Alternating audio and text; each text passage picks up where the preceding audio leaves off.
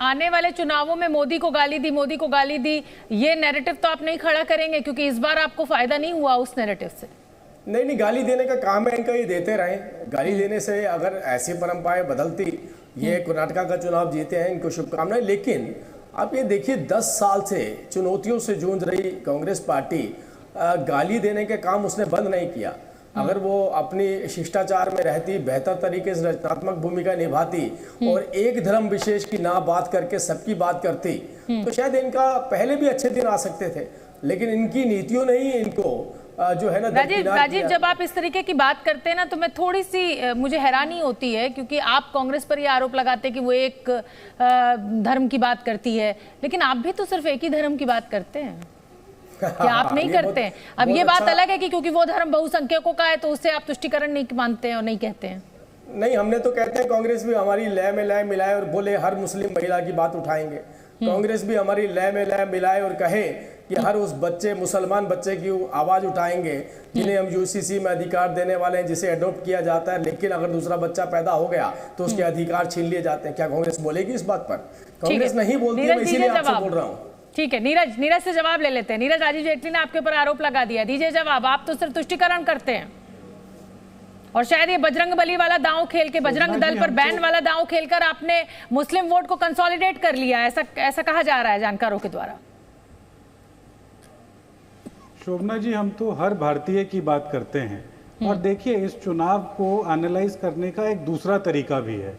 ये economic justice की जो पॉलिसी राहुल गांधी जी पिछले 10 साल से बात कर रहे थे, आज ये उसी पॉलिसी के ऊपर मैंडेट मिला है।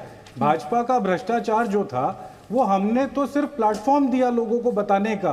भ्रष्टाचार को तो उस संतोष पाटिल ने उजागर किया जिसने आत्महत्या कर ली ईश्वरप्पा के भ्रष्टाचार की वजह से। वो जो रूपसा के 13,000 स्कूल थे जिनसे ईडब्ल्यूएस बच्चों के एडमिशन पे ये लोग कमीशन लिया करते थे, उन्होंने भ्रष्टाचार को इनके सामने उजागर किया। और सबसे बड़ी बात, धर्म के ठेकेदार बनते हैं और वहां के श्रीलिंगम मठ ने कहा कि हमसे 40% कमीशन मांगा है, तो ये तो धर्म गुरुओं से और धर्म संस्थाओं से कमीशन मांग रहे थे। तो हमने तो जो जनता की बात थी वो उनके सामने रखी।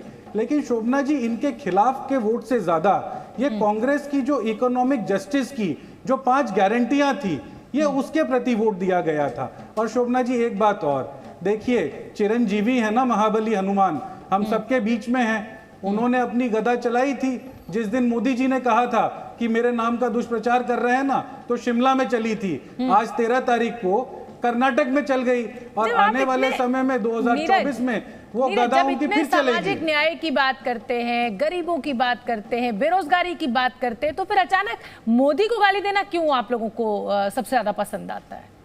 अपने काम की बात कीजिए ना, आप बताइए ना जनता के लिए क्या करेंगे, और तब जब आपको नुकसान होता है उससे। शोभना जी, आपने अगर देखा हो, कांग्रेस का पूरा जो नैरेटिव था वो डेवलपमेंट के आसपास था, अपनी गारंटीज के आसपास था, हमने जो मैनिफेस्टो में वादे किए उसके आसपास था। लेकिन देखिए, जैसे ही प्रधानमंत्री जी की एंट्री होती है, वो कैसा एक माहौल बन जाता है कर्नाटक में, जहां पर भाई भाई आपस में लड़ने की बात करते हैं, जो पड़ोसी एक साथ रहते हैं उनको लड़ाने की बात करते हैं, समुदाय विशेष में बांटने की बात कर देते हैं। चलिए, तो हम तो बार बार सिर्फ ये कहते हैं शोभना जी, इस संविधान की इज्जत करिए और थोड़ी सी विनम्रता रखिए। आज आप हार गए हैं, उसे विनम्रता से स्वीकार करिए। बहुत अच्छी कर रहे हैं, लेकिन मैं तो ये सभी राजनीतिक दलों से कहती हूँ कि संविधान की इज्जत कीजिए। मेरे साथ एक्सपर्ट्स का एक पैनल यहाँ पर मौजूद है। मनोज, आपने दोनों पक्षों को सुन लिया, बीजेपी को भी सुन लिया, कांग्रेस को भी सुन लिया। आपको क्या लग रहा है कि ऐसा क्या बड़ा कांग्रेस ने कर दिया और ऐसी क्या बड़ी गलती बीजेपी ने कर दी जो इस तरीके के नतीजे आए हैं? देखिए, कांग्रेस ने सबसे बड़ी उसकी उपलब्धि इस बात को कहेंगे कि पहली बार कांग्रेस ने बड़ा संगठित रूप से वहां पे चुनाव लड़ा है, अपने लोगों को साथ लेकर लड़ा है और किसी तरह का विरोध नहीं हुआ है।